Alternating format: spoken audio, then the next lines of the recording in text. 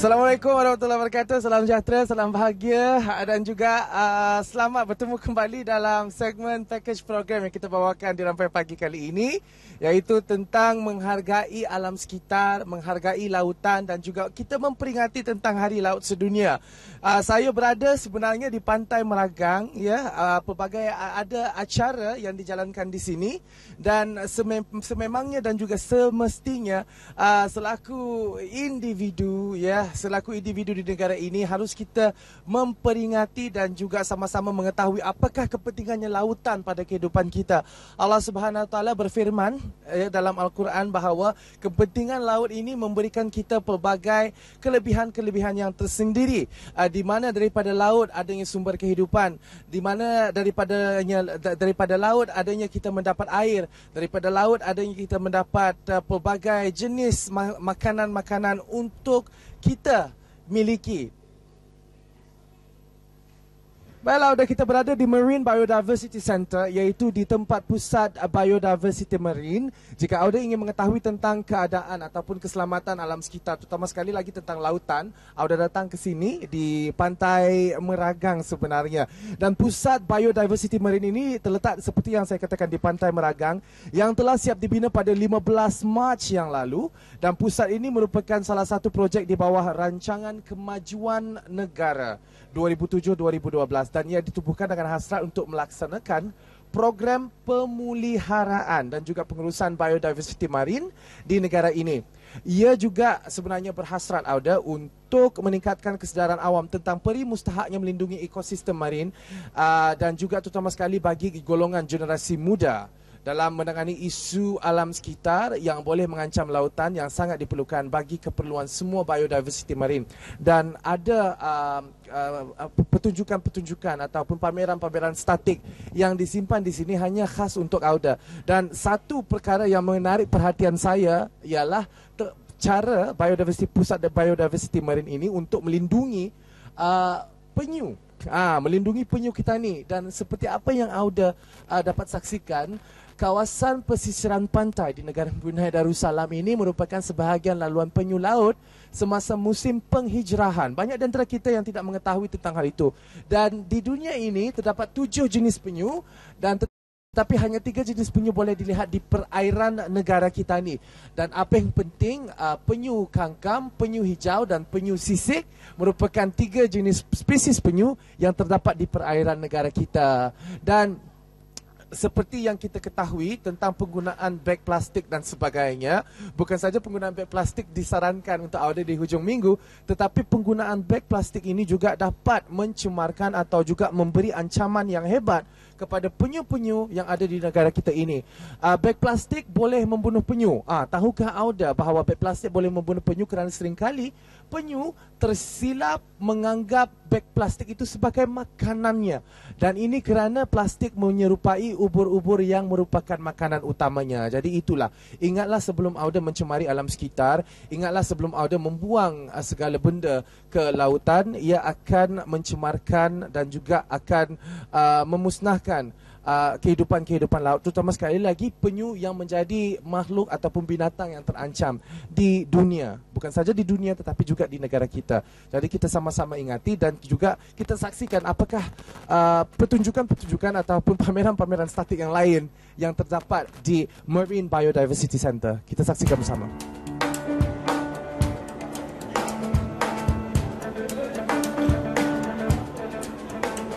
Baiklah, 2/3 daripada permukaan bumi diliputi oleh lautan dan ia menghasilkan oksigen bagi membolehkan kita bernafas, menghembuskan karbon dioksida, memberi makanan dan zat, mengawal cuaca dan amat penting bagi sesebuah negara yang pendapatan ekonominya bergantung kepada hasil sektor perikanan, pelancongan dan sumber marin yang lain.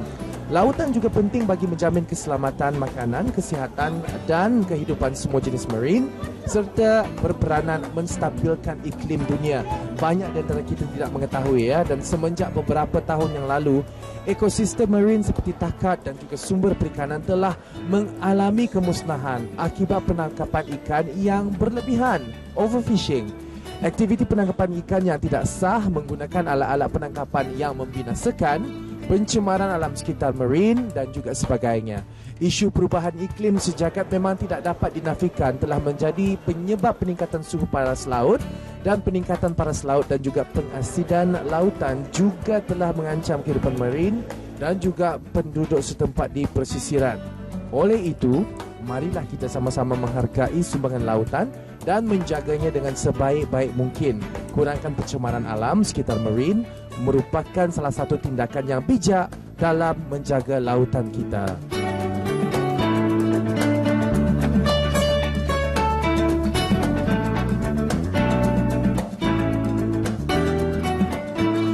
Here with me, I am Imran. Okay, nama dia Imran sebenarnya. So, Imran, tell me about yourself.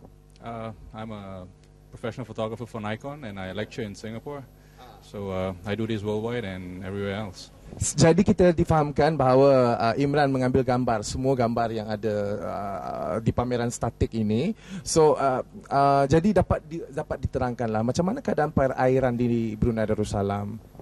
I mean, the reefs in Brunei is very pretty and it's very rich, so it's a must that we protect the whole reef and tell people what's going on. And for me, this is one of the best places I've dived, so I love this place a lot right now. Apa perbezaannya koral Brunei dengan koral-koral tempat lain, macam mana? It's very rich. The colors is nice. It's much more growth.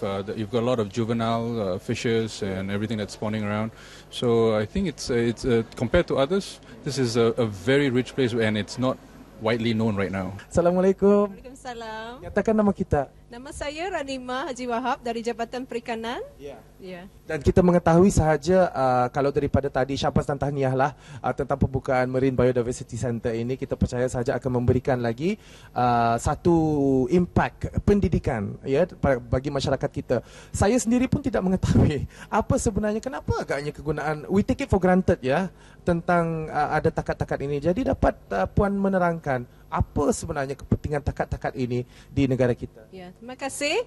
Sebenarnya di mana-mana pun kita berada di dunia ini, takat-takat ataupun terumbu karang merupakan satu komoditi yang begitu berharga dan mustahak bagi hidupan marine. Fungsinya yang sebenarnya takat-takat ini ialah satu kawasan pembiakan, perlindungan dan juga sebagai sumber makanan untuk ikan-ikan dan juga semua jenis hidupan marine lah. Jadi sangat pentinglah kita menjaga, melindungi takat-takat ini. Jika tidak ada takat-takat ini, maka tidaklah ada ikan-ikan akan di sana dan akan beralih kepada kawasan-kawasan yang mempunyai takat. Memang barangkali kalau dilihat takat-takat nampaknya tidak memberikan peranan ataupun penting ya, tetapi ia sangat berkait rapat dengan sebagaimana yang katakan tadi, hidupan pada ikan-ikan. Bagi mereka yang memusnahkan mungkin tidak mempunyai pengetahuan tentang kaitan takat dengan ikan, mungkin ia merupakan satu cara menangkap ikan yang kata ni shortcut. Cara menangkap ikan shortcut itu macam mana tu? Salah satunya ialah menggunakan bahan-bahan letupan. Daripada dia keluar ke laut menangkap ikan, menunggu beberapa jam, menggunakan alat-alat yang betul-betul untuk menangkap ikan, dia hanya menggunakan letupan pada masa yang begitu singkatlah. Jadi mengharapkan ikan-ikan ini cuma dikutip saja, tetapi implikasi daripada aktiviti membuat menggunakan letupan bahan-bahan begini akan memusnahkannya dalam jangka panjang. Dan perlu tahu juga ya, takat-takat ini mengambil masa beratus-ratus tahun untuk pulih semula. Jadi itu satu kehilangan yang begitu besarlah kalau hanya untuk menangkap ikan secara shortcut tadi. Alhamdulillah, walaupun dahulunya tidak ada pengurusan pelindungan takat-takat ini secara menyeluruh oleh pihak kerajaan, dan insya-Allah dalam sedikit masa lagi kita akan membuat perundangan di dalam menubuhkan kawasan-kawasan pelindungan marine. Maksudnya di sini tidaklah ada kegiatan menangkap ikan di kawasan-kawasan takat-takat. Jadi ini adalah satu pendekatan yang begitu seriuslah yang kita ambil, sebagaimana ini adalah sebagai satu sumber makanan, pelindungan, dan sebenarnya takat-takat ini merupakan bank ikan. Dan takat-takat inilah merupakan kawasan di mana produktiviti ikan akan meningkat. Jadi kalau kita melindungi kawasan ini, ia merupakan satu bank ikan dan ikan ini tidak bertahan di sana, ia akan berpindah kepada kawasan yang tidak dilindungi. Jadi itu adalah sebagai satu advantage lah kepada nelayan-nelayan yang menangkap ikan di luar kawasan pelindungan marin ini. Ya, jadi kita hanya memerlukan satu kawasan untuk menjadikan sebagai bank ikan. Bank ikan kepada nelayan lah. Pertama sekali peranan Pusat Biodiversiti Marin ini ialah kita ingin meningkatkan kesedaran awam. Itu yang pertama sekali Dan kita ingin menjadikan pusat ini sebagai pusat pembelajaran dan pusat penyelidikan. Jadi ada dua fungsi utama di sana. Jadi pusat kesedaran awam dapat melihat dengan lebih jelas melalui pameran-pameran, panel-panel yang menarik lah. Jadi melihat bagaimana indahnya apa yang berada di dalam air itu. Jadi beginilah indahnya, cantiknya. Jadi tidak seharusnya saya memusnahkan begitu saja. Sebab ini kita memikirkan generasi akan datang. Anak cucu ketani akan menikmati sumber ikan ini. Bukan ketani, akan datang dan sebagainya. Dan perlu juga diingat, takat-takat ini bukan saja ia sebagai sumber ikan. Ketani boleh menikmati bagi mereka yang suka menyelam, menikmati kawasan-kawasan ini. Ia sebagai satu sumber pendapatan di dalam pelancongan. Dari sudut pelancongan memanglah takat merupakan satu kawasan yang begitu menarik untuk dinikmati keadaannya dan sebagainya, dan itu adalah satu bonuslah kepada kita. Dan kalau kita melihat kedudukan takat-takat ini, ianya begitu dekat. Ia cuma mengambil masa kurang setengah jam untuk sampai. Yang paling dekat sekali ialah Pulau Pilong-Pilongan. Jadi dalam masa 20 minit pelancong boleh sampai ke sana dan menikmati keindahannya. Tapi kalau kita ni bandingkan dengan mungkin negara lain, perlu berjam-jam, kemudian memerlukan perjalanan yang jauh lah. Kelebihan dengan pada kita. Kita menyuruhlah semua, sebab ini adalah tanggungjawab bersama. Setiap individu perlu memahami dan perlu menghargai sumbangan lautan kepada kita. Begitu besar dari segi sumbangan kepada makanan, pengangkutan, penyelidikan, pendapatan kepada nelayan-nelayan. Jadi kita ni jagalah dengan sebaik-baiknya, kita ni hargailah. Kalau ada yang tertangkap ikan yang kecil, kalau dapat lepaskan saja.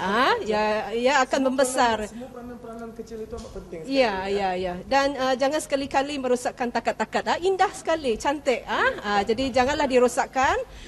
Sebab ini adalah sumber makanan kepada ikan. Ikan ini sumber kepada kita, kita ni manusia. Jadi saya haraplah untuk menjaga dan menghindari ataupun mengurangkan aktiviti pencemaran Mungkin 100% dah dapat kata ni hindari tapi cobalah kurangkanlah daripada mencemari kawasan-kawasan ini. Kita mengucapkan ribuan terima kasih dalam satu intipati interview yang amat bernas dan juga amat berisi sekali kepada penonton kita yang menyaksikan tentang takat-takat ini. Jadi kita mengucapkan terima kasih Puan. Assalamualaikum. Waalaikumsalam.